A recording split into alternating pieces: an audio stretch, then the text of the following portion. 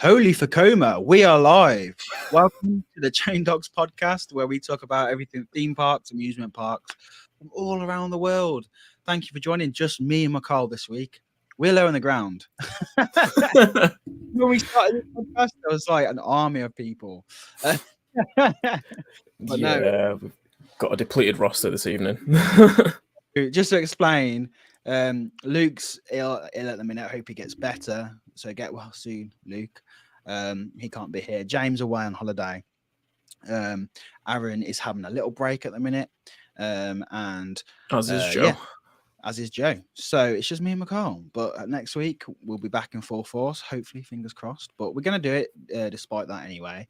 So yeah, thanks everyone for joining us in the chat. We got Parks and Pints. How you doing? We got Luke watching. Owen Evans. Owen. How are we doing? Yeah, how you Carl. doing, man? We got Carl. Treehouse Coasters. Yeah. Got Lupulus. I'm leaving that one to you out in the house, bro. I'm not even going to try it. No, it's good. It's good. So we've got a lot of things to talk about tonight. A lot of cool stuff. A lot of UK news, a lot of European news, and American news as well. So everything. So like first of all, just want to quickly say, kind of since last week, obviously things in between like Ukraine and Russia is getting pretty spicy. It's not good to see. Obviously. You'll know our stance on it. Like, you know, we just want to go to Energylandia. Not joking. I was gonna say no, I'm joking. But no, it's obviously heartbreaking what's going on. And we just hope that to everyone involved. Honestly, it's a horrid situation. It is horrible. And I just hope that it just gets. I mean, what is going on in the world, man? Like, first we have COVID. Which is horrible. We're just getting over it, and now this is happening. It's just it's tragic news. You know, these are like real lives that are happening. So yeah, like I say, thoughts and prayers there to the Ukrainian people, definitely 100%. So yeah, what we're going to be going on to the Russian players. I don't want to stay for too long, but answer the Russian general public who are holding protests out, like you know, out in the streets and stuff. They're showing just immense amounts of bravery. Like we, at the very least, we just want all the conflicts to end. That's what we want more than anything else, isn't it? I think that was the most powerful thing, is seeing people like stand up to it as well. Like, you know, like the Russian protests and stuff. Like that takes some courage to do that. So yeah, we're just hoping. And it always seems a bit silly, like doing like a kind of a podcast and talking about coasters when things like that are going on. But at the end of the day, you know, this is our hobby. It's something that gets a lot of us through life and stuff. And it's to brighten up somebody's evening as well. Yeah, exactly. So we're gonna keep it light and carry on no matter what. So there we go. So tonight, what we're going to be talking about is Big One Retrack, 3D. There. Oh yeah, something else about their Ghost Train, which some of you may have seen. Energylandia's new coaster hinted at. I'm not sure if it's 100%. People are saying it's 100%, but I don't think it is yet. Ride to Happiness is back open. And we're also going to be talking about some Merlin events, talking through all that sort of stuff. So we're going to do that. So. But yeah, thank you so much for joining us, everyone. Like I say, it means a lot to us, even if there's only two of us. But we'll carry on regardless. So yeah, first of all, we want to talk about Pleasure Beach. Pleasure Beach news. Big One track has been installed. They did that quick. They flew through that shit. Yeah.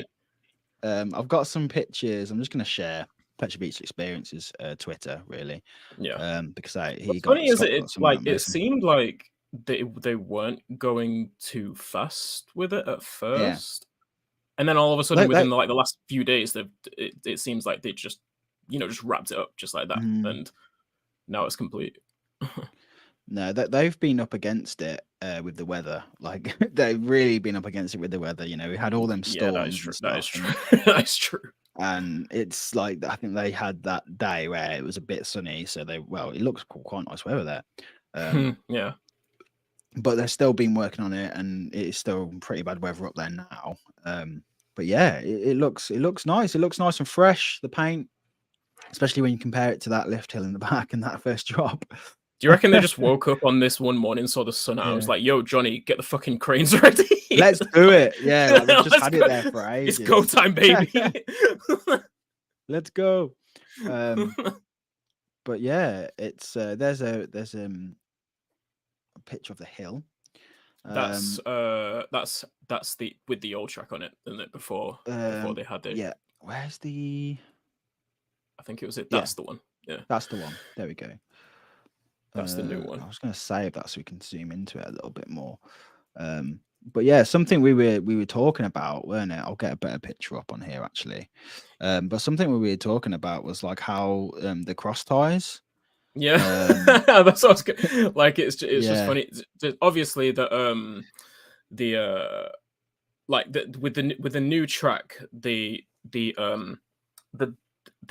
closer the cross ties are together, just the more overall strength and stability it adds to, and it adds to the track section, and the more it'll be able to withstand the weight of the train flying over it, every cycle and everything. It should just boost the lifespan of each section of track that has this new track on it with the denser cross ties, which should provide a smoother experience going over it for longer, hopefully. I think that's the objective and the goal. It's just funny to see like the old track with the more spaced out cross ties, and then just immediately turn into just cross tie. Yeah, but like you say, it's they've done the calculations. They know what's going to be the best for it going forward in the future. That's the great thing with this sort of stuff is with these older coasters, they know exactly where them stress points are. Yeah. So they know what they can clearly see it. So. But yeah, no, I'm so excited. I can't wait for it to, I can't wait for it to get back open. Sure. Being at Pleasure Beach for opening day just made me realize how much how much of a difference it makes to a park at Pleasure Beach, I think. So it's like the big one is such a unique coaster in the sense that like it's objectively not the best coaster like around or anything, but like the pun not intended, but the Pleasure Beach experience hinges so heavily on the big one being available, just because it's just always such a great time getting on it.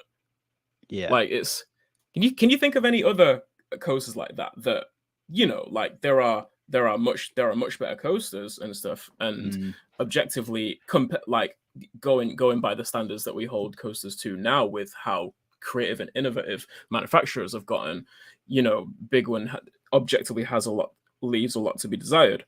But when you're on it with friends and stuff, and it's just it's like top 3 just experiences at that park. Can you think of any other coasters that are like that offer such a great experience despite not being I can't think in that elite tier? It's really weird to me how it's able to do that. Yeah, no, it is. It's one of them. It's a fun ride. And it changes so much every time I go on it. It feels different to me. So weather dependent on the day you're there, sure. And I don't know. It's just a good laugh. I think just the views are up there as well. Just make it. You don't. It's just good. All the coasters. It's a really feel good ride. Yeah, it's a feel good ride. Like most of the coasters at Pleasure Beach are pretty like low to the ground, or they're kind of just like you can't in you their kind of own just go box a little bit. in their own things, and that's one of them coasters where you're so high up, and there's nothing else as high as you when you're going around it. It feels bigger than it actually is as well. And on a nice sunny day, especially, but even in even like really windy weather or rainy weather, it adds to it a little bit. So yeah, it's definitely funny at that point. yeah, exactly. But yeah, I'm looking forward to getting back on it. But in other news, we have really, really cool. Pleasure Beach have been doing these 3D models of their rides for some time now.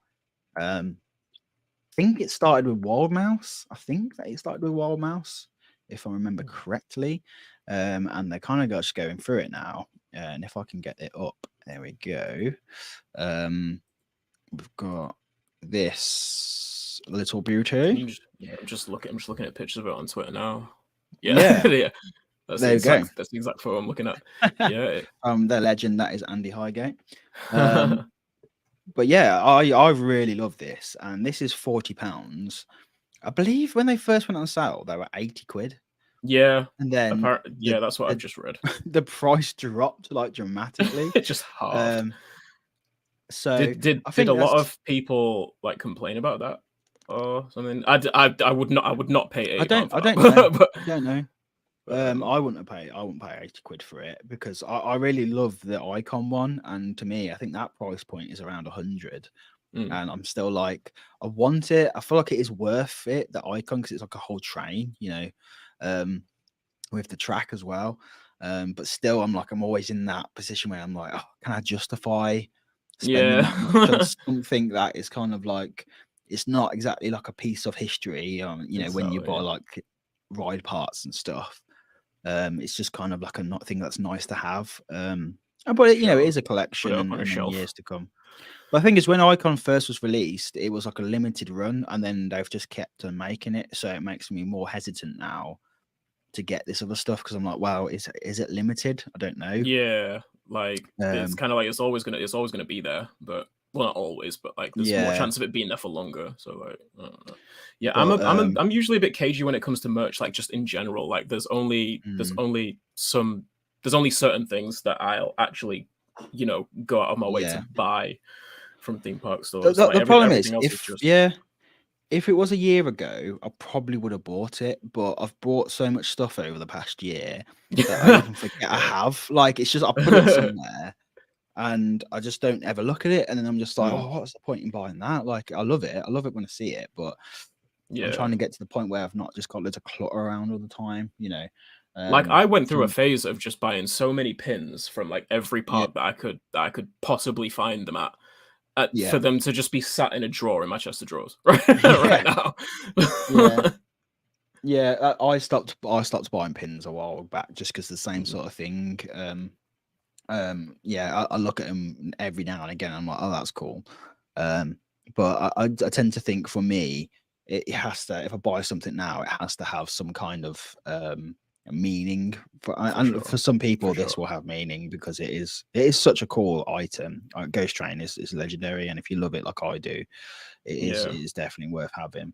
I know Aaron's somewhere smiling because he loves that Ghost Train, so he'll probably pick that up. I wouldn't be surprised if he doesn't. If he does, so. I did see, I can't see in this photo, but there was images of it where it hadn't really been like properly brushed. You can see it a little bit there where it's still got some of the kind of I guess it's like the glue or what makes the 3D printing up. It's a bit messy. So I do wish they would have found a way to like get rid of that kind of fraying on it. Doesn't look the best. But then again, you're seeing close-up photos. If you've got it on your desk, it's not that noticeable. Yeah. But yeah, I feel like at that price point, it should be a little bit cleaner, really. So hopefully they can do something about that in the future.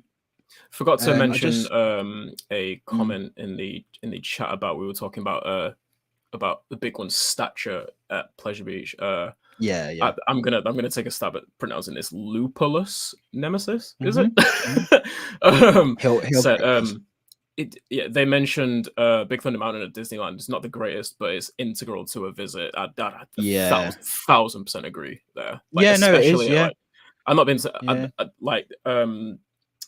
I've only been to Magic Kingdom and then like Disney and Disneyland Paris as well, but especially the Disneyland Paris one, like that particular Big Thunder Mountain is such a staple to the Disneyland Paris experience for me. Like that's the best that's the best Big Thunder Mountain that I've done. Most people say that. I still haven't done it yet. I've done the one at Magic Kingdom, and even that's just fun. Like that's really, really good. And like you say, it's a bit different there because there's not really any coasters, is there? Until Thingy opens, Tron opens, which is still blowing my mind that that's going to be in Magic Kingdom. Still, just it's blowing my mind that Tron will be there. But yeah, no, it is one of them staple rides. Well, kind of like Splash Mountain, that's another one. There's so many good rides at Magic Kingdom. I can't wait to get back there. August, oh yes, in there. Can't wait for that. But yeah, Owen said that I just think that these things are so overpriced considering the fact they're just 3D prints, not even nice high resin ones, just standard filament ones where you can see all the lines. Yeah, some people have said that over the years. The fact that you can see, like, the process is still pretty basic for like how much they're selling them for. I think the reason they're selling them for this much is because I don't know, man. It seems like there's just like one guy making these, like multiple machines. Like I don't think it's like probably full-on company making them. So I think Pleasure Beach are probably buying them like at a high price.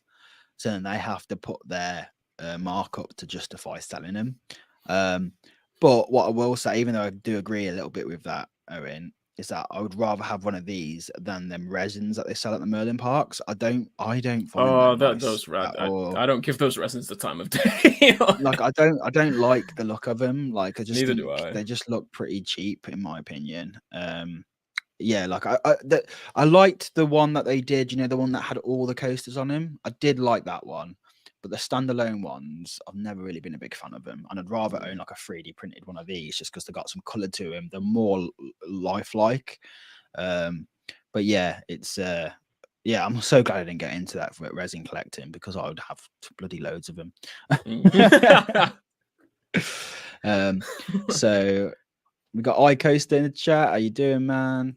I'm liking your lives at the minute. I've been watching some of them. They're pretty cool. I said hola to Harry because he said bonjour, but I goes the thought. Oh yeah, I didn't see him there. Yeah. He was like, "You calling me Harry for?" Yeah, Harry. Yeah, the 3D models take so long to make for Blackpool. Yeah, that's why I think the price so high is because they're not like mass produced. I think they like take quite a while to make. And like I say, they're selling them off, but yeah, it's good. It's a step in the right direction. I want to see more things like this in theme parks. To be fair, I'm happy with them, but whether or not I pay for them is another thing because I just do think they're pretty expensive. Yeah, like it's one thing to see them in the stores and be like, yeah, that looks really cool, and then like it's almost like spending time in the store is just part of your overall day experience anyway. So like you just see them in the store, but are they really compelling you to go ahead and buy them and have them in your house and stuff? There's one that's a whole different thing. Yeah, there was one. Normally I'm pretty good at it now. Like on opening weekend, I did go to Kiss Me Quick shop to look at the Valhalla shield because I really did want one. And I was so tempted to buy one, but by the time I got there, most of the good ones had gone, the ones that I looked at that I liked. And then I kind of just thought, I'm not buying it for the sake of it, Yeah, exactly. But the one time I did regret not making a purchase was, I think it was last season. They had a really nice big one print. It was like a watercolor type thing. And it's really, really, it was like really nice. And me and Joe were like thinking about it all day. And was like, we'll come back if we really want it. We'll come back and buy it. And then we didn't. And then I've never seen it since then. They've got a new one this year. Yeah. But yeah, I do regret not buying that one because that was a really, really nice print. But yeah, that was the only time I regretted it. But yeah, I'd rather was when at Energylandia last year, I was like and ahhing about getting a Zadra t-shirt, and Like I wasn't sure if and I didn't want to take up like more space in the suitcase. I didn't want to get something just because like I thought it looked cool in the store or anything. So I didn't end up getting it. And literally ever since then, I've been like, I should have got that fucking t-shirt. Well, we've got a new addition to what's it called, StreamYard. You can play background music in here now. I just saw. Shall we check really? that out? There we go. You want to put some bangers on? This one's called Feeding the Ducks. How come Aaron isn't here? What a time nice to discover audition. That. Yeah, exactly. There we go. Some well, ambient that. music. We've got vibes in that. Real relaxed. Vibes going. Carl saying he really wants a Valhalla shield. Well, there might still be some there. I'm sure they've got loads of them, to be honest. Carl also said, "What are the prices of the t-shirts at Energylandia?" I actually can't really remember. They weren't expensive though. Like pretty much nothing at the park is expensive. Right? Well, saying that actually, Energylandia does have some t-shirts with outside sponsor brands on them, and those are more expensive than Energylandia's own t-shirts. So like for example, Light Explorers in the Aqualantis section of the park, the Vekoma Junior Boomerang, that ride is sponsored by, I think they're a rock band. I think they are. They have an outside sponsor which allows the park to use their logo on their merch, and those t-shirts are a bit more expensive than just the basic Energylandia ones. Not basic. That sounds insulting. Just the standard energy. Alison said, speaking of shirts, nice Stumble shirt. Yeah, let's check that out. Buzz Bars. That's a Buzz Bars exclusive. You got to join the club for that one. Yeah, definitely. Hello, how you doing, man? Nice to have you in the chat. But yeah, so moving swiftly on. We got Energylandia. Speaking of Energylandia, have announced. Well, there's been a sign that's gone up basically. That has announced a new coaster. So I think I've got that in the yeah. Apparently the source is from FOMO Coaster. So shout out them. I don't know if I know they're active on Facebook. So I don't know if they posted that on Facebook at first. But yeah, this sign apparently is confirming or announcing that confirming the rumors of Energylandia getting only the second Vekoma tilt coaster in the world. But it's not. I'm not 100% sure if that is what is 100% being confirmed on the sign, but people online are saying that it is. Yeah. So I've got I'll tell you what, someone translated it, and what that sign says apparently is European Funds Intelligent Development, AFUPA, based on in brackets in speech in quote marks, based on the innovative inclination roller coaster on the gravity mechanism, a new era of entertainment. Project objective is implementation of the results of research and development works on the market of innovative services on a global scale, improvement of the tourist attractiveness of the region and the country and beneficiary. Energy 200 Limited Liability Company, Energylandia Company Limited Partnership. So that's basically someone just wrote out what it said on the sign and put it through Google Translate, and that's basically what it says is that based on the innovative inclination roller coaster. Is this roller coaster tester? Mechanism. But yeah, so that's what we're working off, and I'm guessing that's what people are kind of deducting from the fact. I'm not sure from the fact that. Go on. No, I was just going to say I'm not sure what in there, pertains to the confirmation of the Vekoma tilt coaster model specifically, but inclination, apparently. Inclination.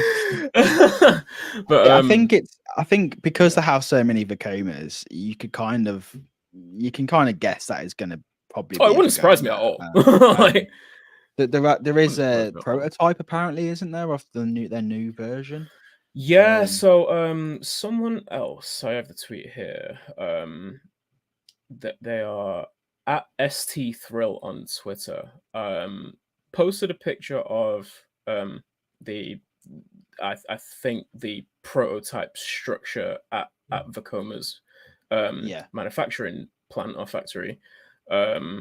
So that's there, like the prototype is there, and they said it's now officially confirmed that the Vekoma tilt coaster prototype will go to Energylandia. This means that we'll soon have 20 coasters sharing the world record together with Six Flags Magic Mountain. So yeah, that's there. I think personally I'm gonna wait until there's an announcement from the park on it. But yeah, I mean, at the very least, it's a sure thing. Yeah, at the very least, it seems like it's much more likely now than it was before we saw this. Like definitely. And yeah, people are talking about Gravity Max. Obviously, that was the original back in 2002. When I was looking at it, around there. Yeah. That looks crazy as well. It does. And it's, let me see if I can share my. This is gonna probably not work, but we're gonna try it anyway. So that thing. There it goes. Looks pretty mental, to be honest. Yeah. It's just like one buffer hold at the front of the track piece that's keeping the train from obviously, sliding off that piece before it's meant to. Yeah. It feels more like it'd be cool. It'd be cool, very cool at the front, and the back would be cool as well when you're looking down it. But it'd have to be a good layout. I wouldn't want it just to be like a one trick kind of pony type of thing. It's cool. It's cool. It'd be a nice addition. It'll be something different. But I just, why do we think they're having so many Vekomas? Obviously, they're getting deals on them. Vekoma are a Danish company, aren't they? Dutch company. Sorry. Yeah, and just I suppose proximity to the park as well. Like they don't have to travel very far with transporting the pieces over to the park. And I guess what's the convenience of application I think will weigh into the park's decision to go with them a lot of the time. I think that'll have something to do with it. Plus, the Vekoma coasters aren't necessarily like stupidly expensive or anything, are they? So no, they're not. I think I would just it's just it's good trying to go after that like theme park with the most like coasters and stuff, but if you just filling it with like kiddie rides and just like for like one brand, it's kind of like, come on, let's have a little bit of variation. And this goes into what Harry from Coasterbot just asked in the chat. Where is that? I just saw it. Oh yeah, how many real big boy coasters does Six Flags Magic Mountain have compared to Energylandia? And like Magic Mountain has several coasters that could be the best coaster in almost any other park. Energylandia has Hyperion, they have Zadra, they have, and then like those are the top two, and then below that they have Abyssus and Formula, and some others, and then there's just a significant drop off in terms of notable coasters. I've come on here obviously and said that the amount of family coasters that Energylandia has is very complementary to the percentage of their overall guests being families. Like it's really like it fits that, like the amount of family coasters that they have and kiddie coasters that they have fits their target market. Obviously, on the outside looking in, it's kind of like, why you got so many fucking family coasters? What are you doing? but it works. It works for them, and it's obviously it's a really pleasant experience because of that. families obviously have a multitude of different attractions to go and check out. But obviously, we're enthusiasts. We don't care about those. Like comparing, yeah, it's kind of like it's just weird. Even though it's great, but it's like how many coasters does a family actually want through part of their day? Like what age? What it's a very slim little age bracket that is between being like, okay, I'm brave enough to go on this junior coaster, and then you've got like a couple of years until you're like, nah, because that's the thing. Like kids go through a weird phase where they don't want to go on rides that are seen as babyish.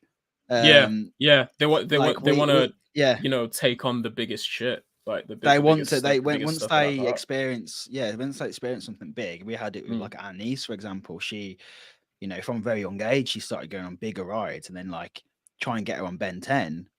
She was like, no, that's for babies. I'm like, no, it's not. It's still fun though. Like, just come. And they're like, no.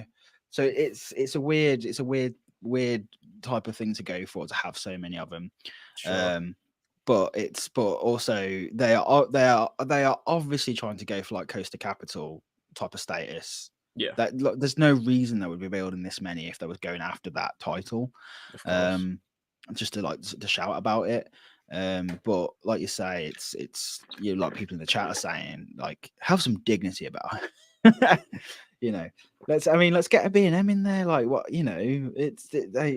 it's got such potential to be a great park. It's already got like some of the best coasters, in the world there, what people regard as that anyway, so yeah, I think they need to start focusing on other things. But saying that, we don't know what this new coaster is going to bring. It could be completely revolutionary. It's nice that Vekoma, like Vekoma, are getting, they're becoming better and better, and a park like Energylandia is giving them the breathing room. Sure. For all we know, the reason they've been, if it is true that they're getting this tilt coaster, maybe, and having this contract with Energylandia has enabled them to actually develop this prototype. It could have been going on for years and saying we want something completely different. So that could be a really, really good thing to happen with that partnership.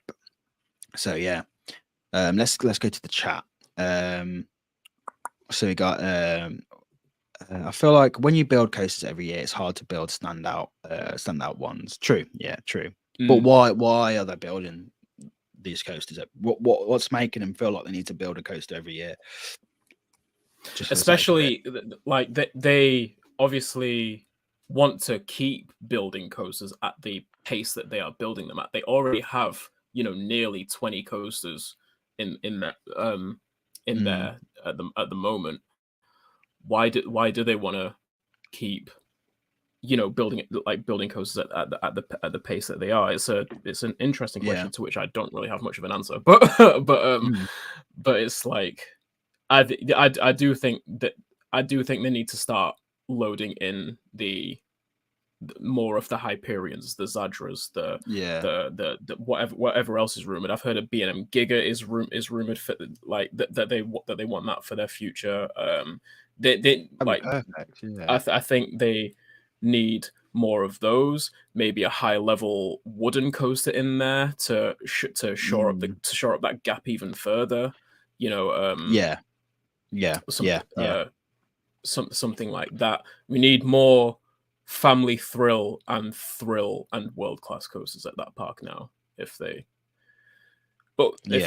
really want to challenge for that, but we'll see what we know. They have plans for their current areas, their lesser developed areas, in terms of like revamping those areas. Like it's been said that they want to bring the areas closer to the front of the park, up to the level of that they have the Dragon Zone where Zadra is, and Aquatlantis and those areas. So we'll see what kind of coaster additions are included in those future plans moving forward. Yeah, definitely. Owen made a good point there. I don't know if you can see that. Not Owen. Owen there. There we go. As a Polish park, Energylandia need a coaster themed to the Winged Hussars and that time when they arrived. That would be pretty cool, man. Like, I think, they need to really. They're kind of like, I think they're like a type. They were like a cavalry type of thing. Mm. Let me just get it up. I can't find it here, but it's like I think it'd be cool if yeah they embrace the Polish heritage really, and you know Tato Park did it with Kikulian. If as you say it, Kikulian, I think it's Kikulian, Kukalan or Kukalane. Kukalane. That was cool because that's, you know, even though it's like that stands out, and then you look into like what is that, and you look into some of the past, you know. So it'd be nice to see that actually. Sure. Let me see if I can get up a thing off the. There we go. Shout out Fahrenheit fan in the chat as well. It's my friend Sam. Oh, nice one. Nice to have you, Sam. Formation. Yeah, we're heavy cavalry formation active in Poland and in the Polish Lithuanian Commonwealth. Like that sort of thing. You know? Right, okay. Oh yeah, yeah, okay, yeah, that'd be cool. And that could potentially fit into, well, I don't know about fit into the Dragon Zone area, but that sort of aesthetic seems somewhat adjacent to, you know, the Dragon Zone area that they already have there. Yeah, embrace the heritage. That's a really cool idea. That's what I'd like to see. Yeah, just be a bit more creative, really. But yeah, we're meant to be going to Energylandia in April. Obviously, with what's going on, I don't know how realistic that is now. Obviously, we'll just keep an eye on it and stuff like that. But yeah, it's crazy, man. Because I know sorry to keep going back to it, but Poland have accepted like so many Ukrainians. Like it's, you know, it is obviously a bit of a crisis for them, but also they're welcoming them in with open arms. So yeah, it feels a bit wrong to be going over to Poland when they're having to deal with all that. But like I say, we'll have to keep an eye on that. But yeah, it seems exciting for Energylandia to just keep on rolling out these announcements all the time. Well, I say announcements; they're not even announced anything, have they? Yeah, we're just just enthusiasts being enthusiasts. And for the love of God, Energylandia, just stop cheaping out on the fabrication of themed set pieces, because like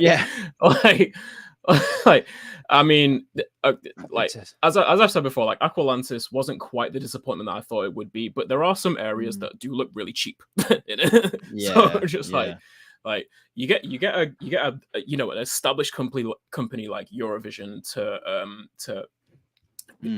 come up with this amazing you know, batch of concept art pieces and the master plan for the entire area, and like just invest that amount of attention and to detail and effort and money into the actual fabrication of the area as well. But yeah. Look at Harry's saying it's crazy to think that Fly is Europe's second proper flying coaster. Never even thought about that, you know. Yeah, that's kind of interesting actually. Yeah, I've never actually thought about that. Like, yeah, but at the same time, there aren't really that like there are obviously like numerous B&M flyers around the world and stuff, but yeah, like there's not that many of them. Like there's a few in the US, there's a few in Asia. There's quite a lot in the US though. I mean, like there's three Superman clones. There's Manta and there's Tatsu. Yeah, that's 5. And then are we counting Valairs? Well, I mean that's the thing. Like you've got those, and then you've got like the 2 Vekoma Flying Dutchmans. You know, you've got Nighthawk at Carowinds, you've got Batwing at Six Flags America, RIP Firehawk from Kings Island. But like it doesn't seem like there's that, you know, there's an abundance of them. But they are around. Such a draw. It's such a draw. Yeah. I feel like parks are somewhat put off by the B&M ones just because they are such a insane, like that's a temperamental model. It's temperamental. Like they yeah, like you say, they're temperamental. It's such a machine, just like the actual trains themselves, So maybe that just put off parks, but now because with Fly, this new model, maybe they're more likely to get these Yeah. Vekoma ones, just because this new tech, and I'm sure they've ironed out a lot of kinks.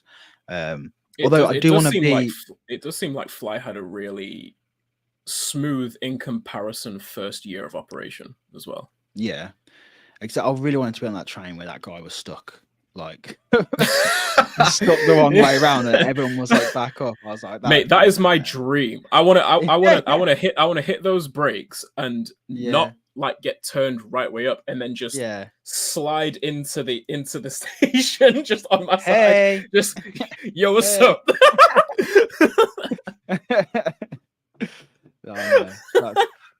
I would love to see how they fix that. I wonder if they can just turn you back around like with a switch or something. I wonder, because I never really saw what happened after that. I just saw the thing, but I'd be interesting to know what happens in that situation.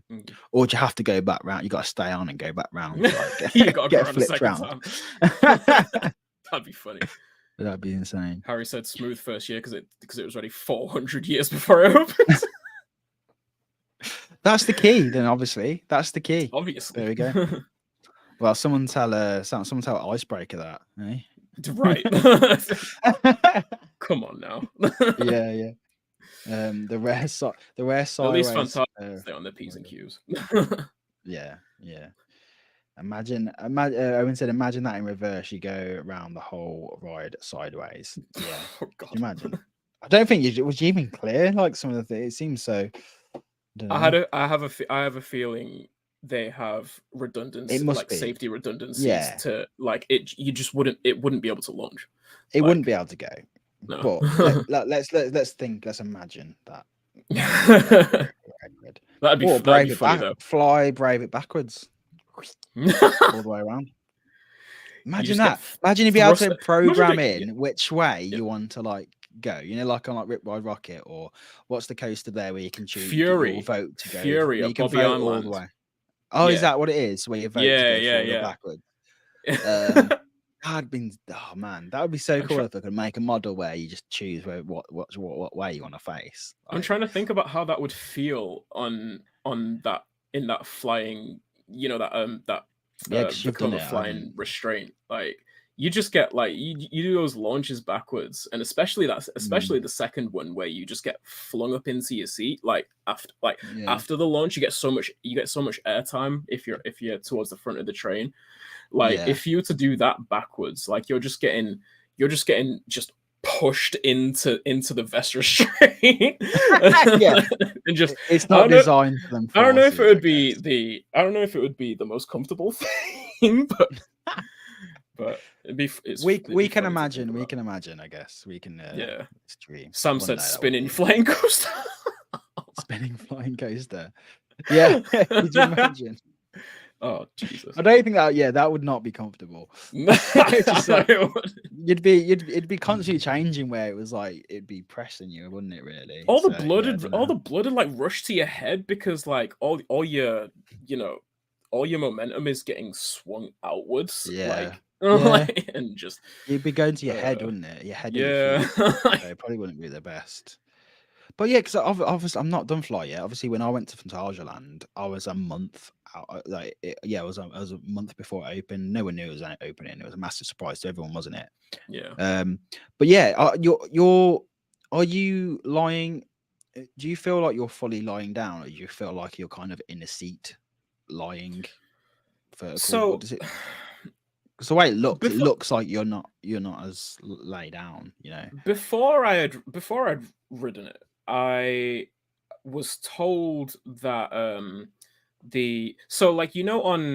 Galactica or just any B&M flyer, when you're up in the flying position, your back is at 90 degrees, the seat's at 90 degrees, a full 90 degrees. You're fully facing the floor.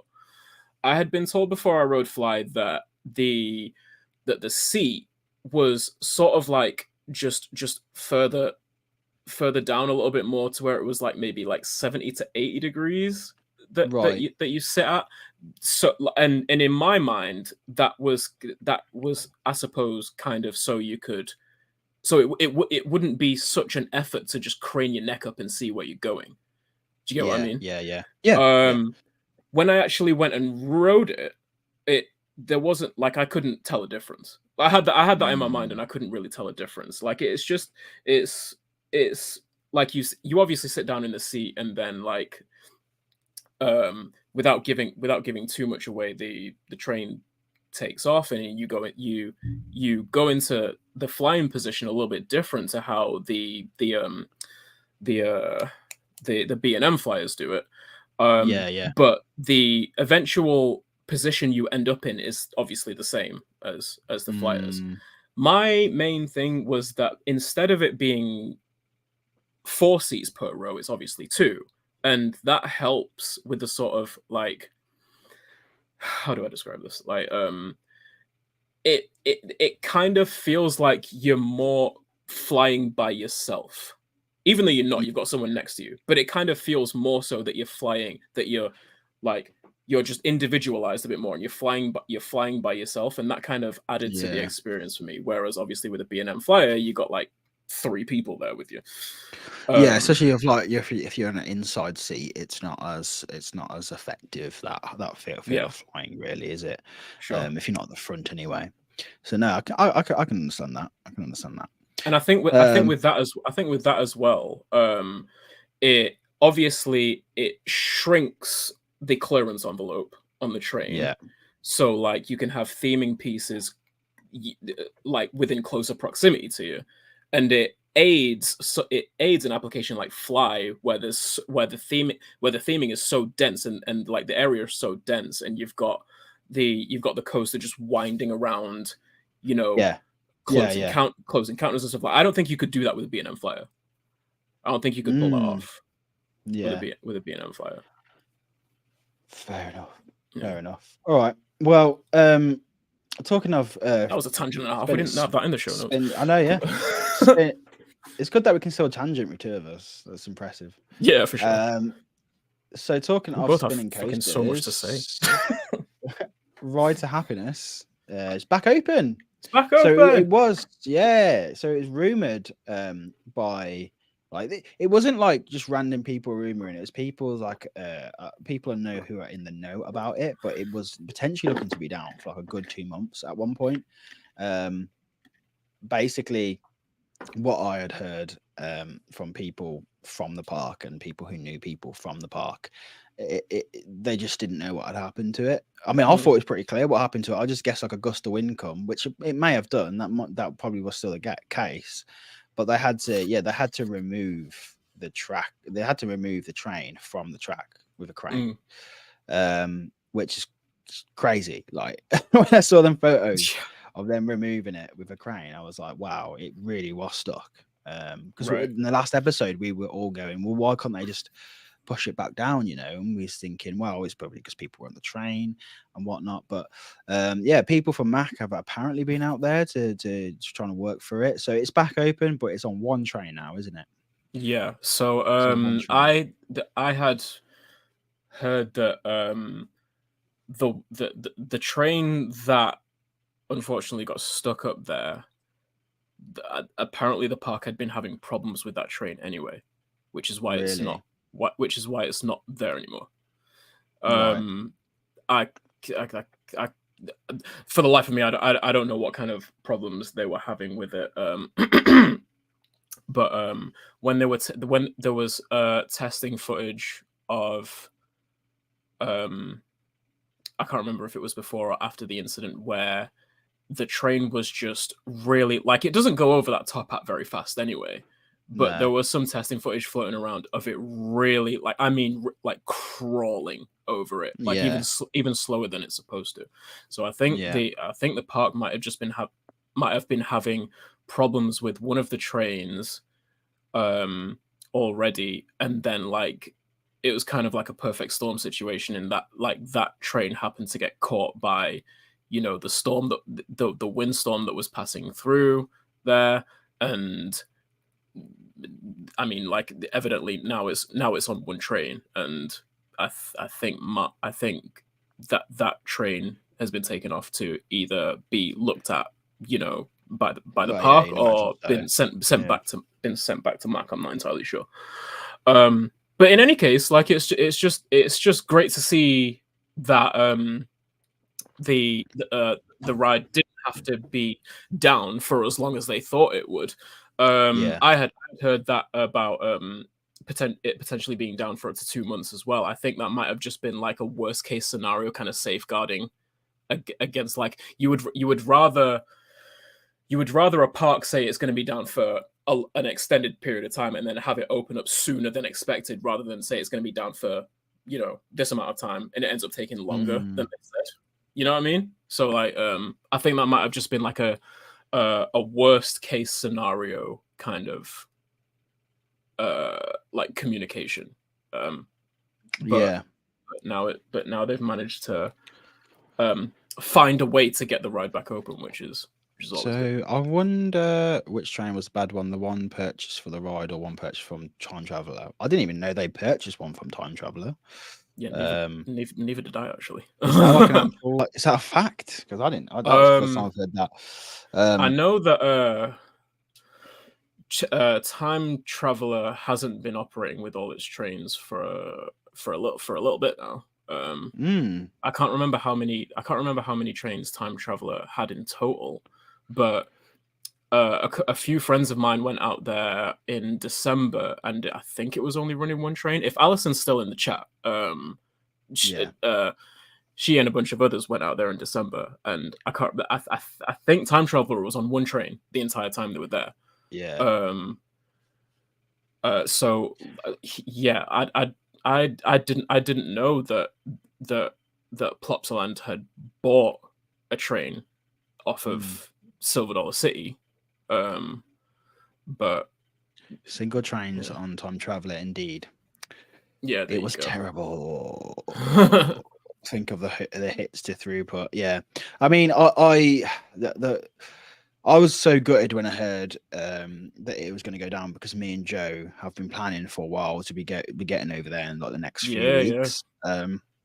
And then suddenly this come up, and I was like, oh my god! So like, Ride of Happiness is down, Bold is down. Probably won't get up to won't get out to Energylandia. I was like, wow. This is like, should we just not go to parks this year? Should we just wait till 23? I was like, so I'm just happy, even if we've got to wait a long time to get on Ride to Happiness. I don't care. I just need to get on it. I need to get on this. It's annoying that it's taken me this long so far. So, but yeah, we've basically been waiting for Joe to get her new passport, because obviously she changed the name after we got married finally.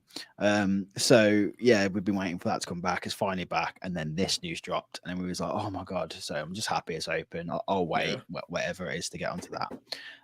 It's got a really nice queue line as well. Like, it's not like you. It looks insane. It looks really, really nice.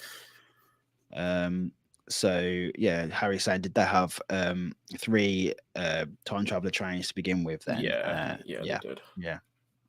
So that's mad though that they've bought one off. Like, I don't know. That's caught me by surprise. It had a separate unload station, but they have the option to not use it, which they've just been doing, from what I've heard. Don't want to spend the money on extra staffing. Does that mean? I mean, how busy? Is it? I mean, like, they weren't. It's a pretty busy park. When I rode it in 2019, like, they weren't using the unload station then either. It was running on two trains the whole time we were there, but they weren't using the unload station. But in terms of Harry's an idiot. Harry said you wouldn't see these ups at a Coaster Bot branded park. No. Even if you only had one train to use, like one serviceable train to use. it blows my mind that parks do this sort of stuff though. I'm like, you've designed it this way, like, just use it, man. Like, the amount of money they've spent on putting that extra load station in, for example, like, unload station, why not use it? It's like when I go to Port Ventura and it's just, you know, when you see Shambhala on like one train and you're just like, look at this queue.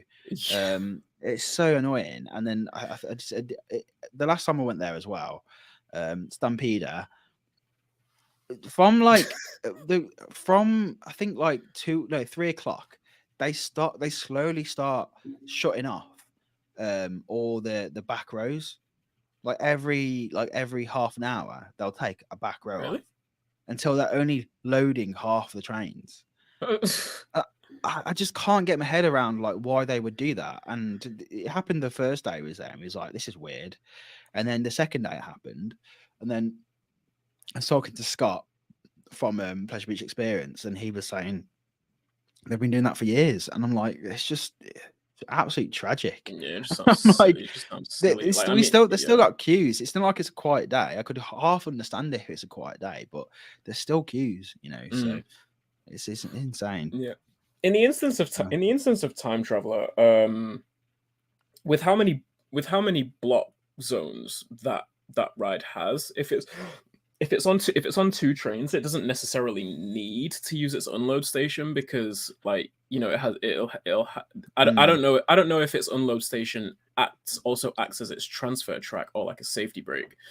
No, I'm pretty sure they'll have a safety brake like before the unload station, and maybe the unload station acts as the transfer track. But it has enough blocks to where they can run two trains on there, because it wasn't running three.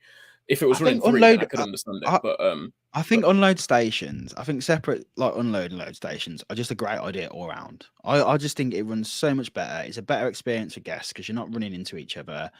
You know, well, maybe you won't anyway on some of these, but I just think it's a better experience all around, in my personal opinion. It just seems to operate a lot better when you see them separate unload and load areas. When the coaster is running enough trains to where it doesn't like it's efficient to use one, because like like I said, like on two trains that can become a bit of a redundancy, like but I do agree that like it shortens down the throughput time in the station, because obviously the train's coming into the load station empty, so like you don't have to be waiting for guests to get off the train before you can get on yourself. But oh, Sam just said in the comments, yeah, Time Traveler's unload station is also the transfer track. That makes sense. But yeah, yeah, like if you look at like just Lost Gravity, for example, like that, the throughput on that is insane. And like when they're at Wallaby Holland, and it is just like it just comes up to you empty. It's only like down there, it unloads and then comes up to you, and then it's just like it just seems so proficient, and you just get straight on. You don't have to wait for people to unload, and yeah, it just seems like a constant stream. Taron's like that as well, isn't it? Taron. Yeah, Taron has a separate unload. Yeah, I guess it all depends on the needs and the capabilities of the park itself. But like, imagine sometimes parks just like parks operations and their operational priorities dictate that they don't need one. Velocicoaster is the perfect example. Velocicoaster doesn't have a separate unload, but you know, like they have all that worked out to where the like guests have nothing to put away in like cubbies or anything like that, because they've already done it with a locker system, and literally, you know, guests get out of the train, even from just and like, can you imagine it's smooth and it's super quick. But imagine if, like, say for example, like Wickerman had like an unload station, and when you're in the station, like the trains just come out empty. Like, especially with Wickerman's storyline, I've always said Wickerman needs a separate unload for that reason. that would just look sick, and I just think that would be so good. It comes out of the tunnel, empty, for example. That's just like one experience. That's one example where it would Sure. actually add to the storyline, if you know what I mean. Yeah. And it was like the same sort of thing with Pirate Adventure at Drayton Manor. They had a separate unload station there. And I just remember being younger and just being like, you seeing like this empty boat like pull up, and you're like, oh wow. You know, it wouldn't have the same effect if you just saw a bunch of people getting out of the boat. You're like, where are them people gone? You know, so yeah, no. But anyway, the story said you died. Why are you still here? yeah, exactly. Why are you still here? You're dead. Yeah. I'm like, why am I back in the station? I thought I was getting sacrificed. Yeah. But yeah. Anyway, next on here. Okay, so who's up next? What did you have? You had something on your list. I have not put it down on the list. Coasters. Where were we at? Oh, okay. So, before we get into that, we'll talk about Emperor's Media Day, if you want. Yeah. Let's get into this for a little bit. So, Emperor, the new B&M dive coaster at SeaWorld San Diego in San Diego, California, had its media day today. We've seen some of the excuse me. We've seen some of the footage that YouTubers have put up on YouTube. No. Of just put it up on Reddit. No, of like POVs, back row POVs, reverse POVs, everything else. And I wanted to talk about this because the ride looks good. Like Emperor, I've always said like Emperor looks like a pretty decent dive coaster. It looks like it holds its pacing really well. All the elements look really good. Sam says maybe Emperor will change its height restriction soon to get people to pay attention to it. But yeah, I think it looks, as a coaster, it looks like a quality, like a really good quality B&M dive. And let's get to the elephant in the room. It looks bad, but the station, the station, the station, not even just the station, the area, like the station and the area around it, the queue line, look absolutely pathetic. I don't know what the plan was with, or what happened to whatever plan SeaWorld had for how this ride was supposed to look aesthetic, like just visually, but this is a shit show. Like what are we really doing? Like, this looks like a COVID testing site to me. It looks like the Planet Coaster, like roller coaster platforms, before you actually build a station around it. That's what the station looks like. Yeah. And like people have been talking about like it's no, like why is there no roof on the station and stuff. That's ridiculous in itself. Even though there are numerous coasters in California that don't have station roofs, like that's not the most outlandish thing in the world. My thing is, like, it looks like even like the fences and stuff, and then just like the state of the operator booth, it looks like someone's back garden. I've seen like shacks and gazebos in people's back garden that look better than that operator's booth and everything. Oh man, it looks. And then like the fencing around the exit looks like some dude's patio. Like what are we doing? And like it would be if this ride was like a Six Flags or Cedar Fair park, maybe not so much Cedar Fair because they actually their rides are nicely presented as well, but like Six Flags has a track record for not having the best presentation on their coasters. If this was at one of those parks, it would still look bad. Yeah, but I wouldn't be at it. I wouldn't find it as outlandish. Yeah. Lucas said that up cabin looks like the other side of Stealth Platform where the host stands. Yeah, it does. It's like if you're talking about upgrades, it goes like speed at Oakwood's shed, right? And then this is like the one upgrade from that. Yeah, it does. This is I like was one like up from it. that. If I wouldn't find it as outlandish if it was just at some small park or just like some like a small Six Flags park or like some small independent park that's not as Yeah. widely known as anything. But SeaWorld and Busch Gardens, and I mean like Busch Gardens Williamsburg is absolutely not off the hook with this for the state that Pantheon looks in as well. Yeah.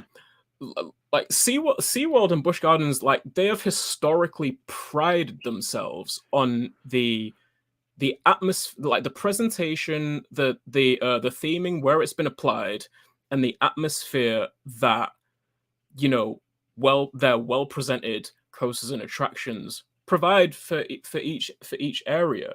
This literally looks like a construction site. Like it's just total gravel around all of the ride area. There's barely any any grass or like foliage by the pathways. It looks completely bare bones. Like this is a this is like it's just so far below the standard that SeaWorld parks and Busch Gardens parks have held, like the standard that those parks have held themselves to over so many years now. It's just disappointing to see from like a SeaWorld park in particular. Yeah. No, I agree. I mean, I've never been to a SeaWorld park yet. I'll be going to SeaWorld when I go back over to Orlando. Yeah. But I've never thought like they're outstanding theme in any way. I've always thought they're a little bit like vinyl heavy and things like that. I've never been like, oh wow, they're Well, it's like a top. yeah, I sorry, thought on, like sorry. I thought Don't interrupt you. Icebreaker's sign was pretty cool and that the paint job was good, but I personally thought you know, it was pretty bare, but that's what I like to see in coasters is a little bit more theming and landscaping and stuff. Same. So I didn't have that much. I never thought of like looking at Emperor going, okay, what theming they got? That's not even what I went in there with. But even seeing this is like pathetic. Like it's so Yeah. bad.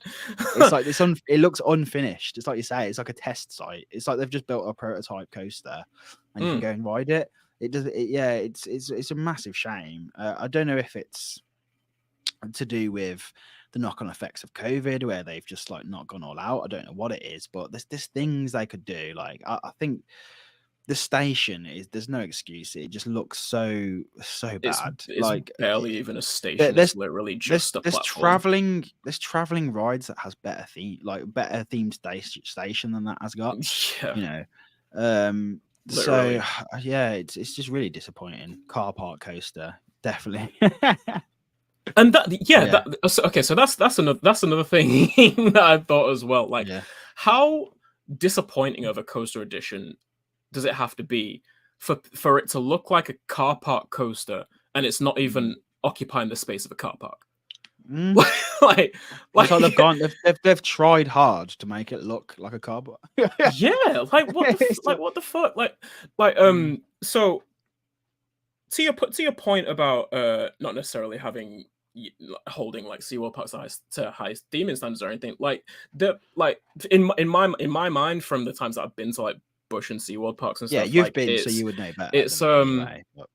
SeaWorld and Busch parks have always, to me anyway, occupied that gap in between Universal and Disney, and then like Six Flags and Cedar Fair. Like I think for they've Busch, always been that middle ground for me, and I think like Hershey parks occupy like a bit of a higher level of that same middle ground that the SeaWorld and Busch Gardens parks take up, and like they've always, especially in the case of Busch Gardens in the Anheuser-Busch days, they've always been good at not necessarily like loading each coaster with just like intensive, like the most immersive themed areas that you've seen or anything, but the theming applications have been smart and they do enough to provide to put you in the atmosphere that they want to put you in for that specific coaster. Rides like Alpengeist are a good example of that. Like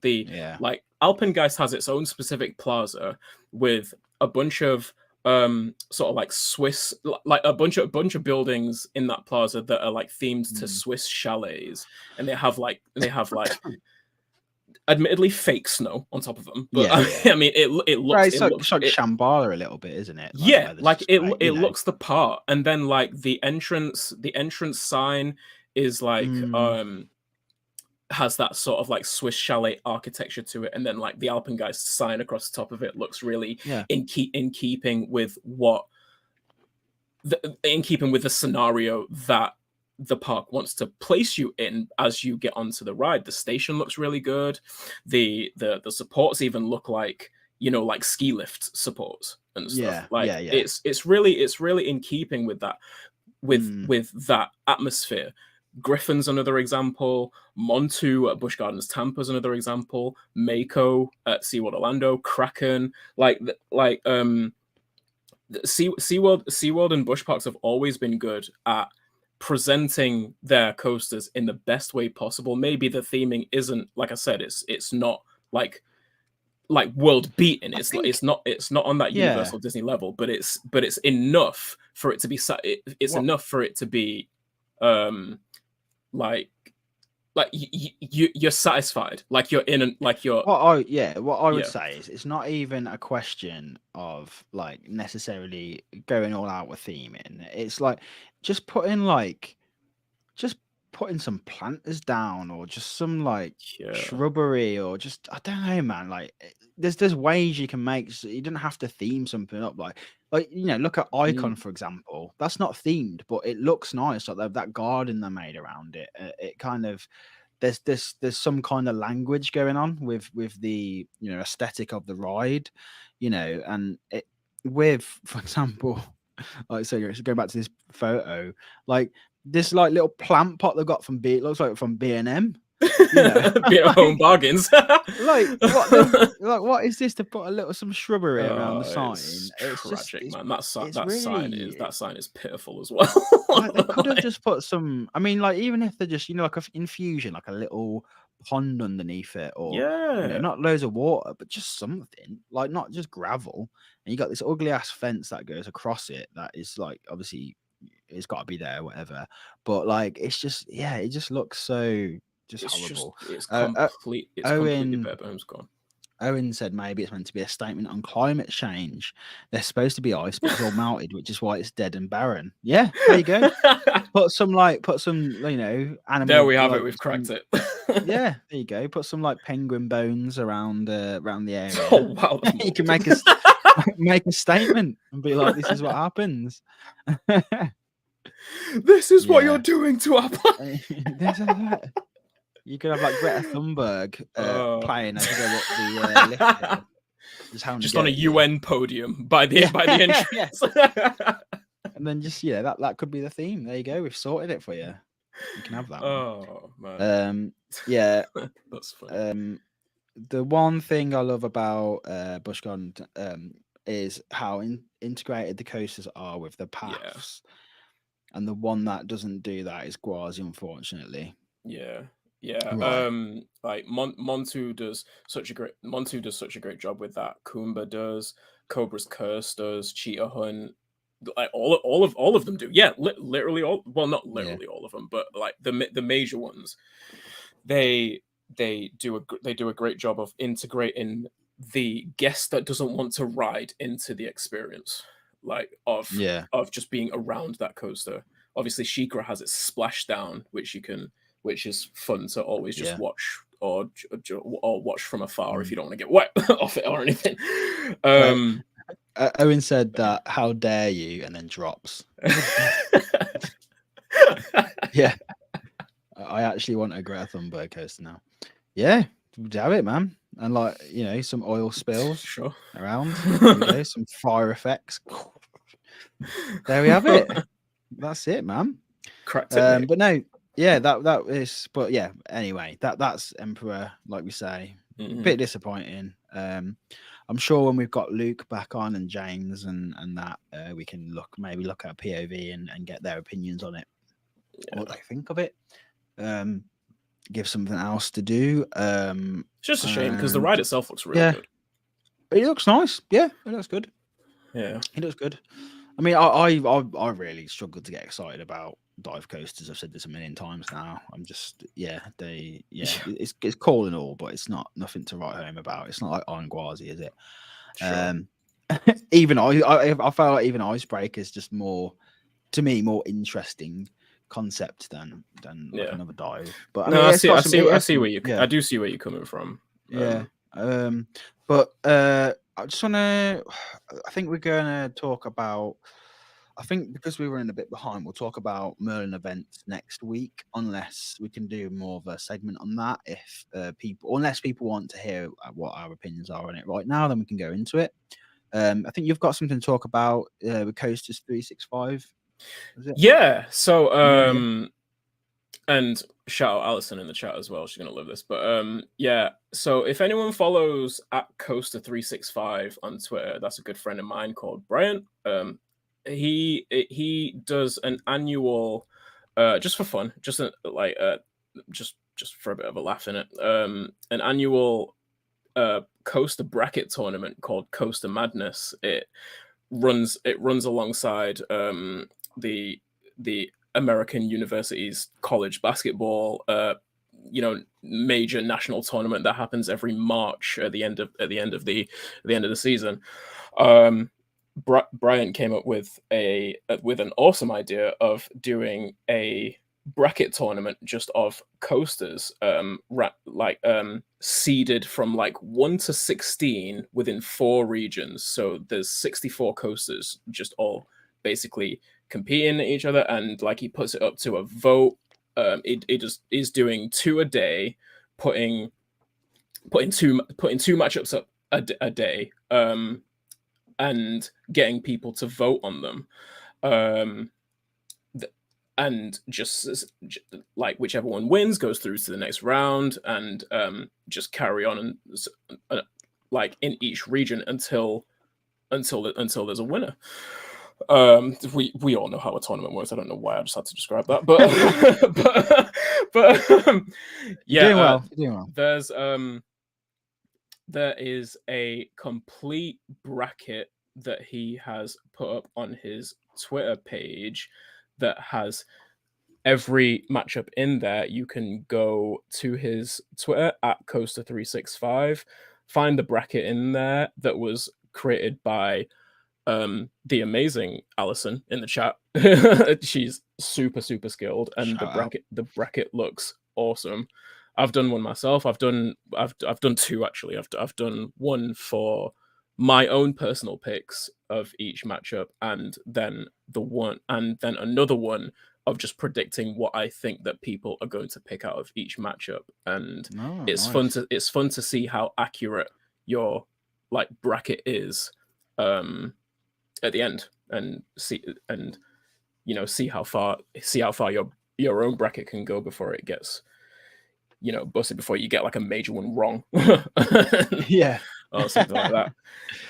But that's really cool.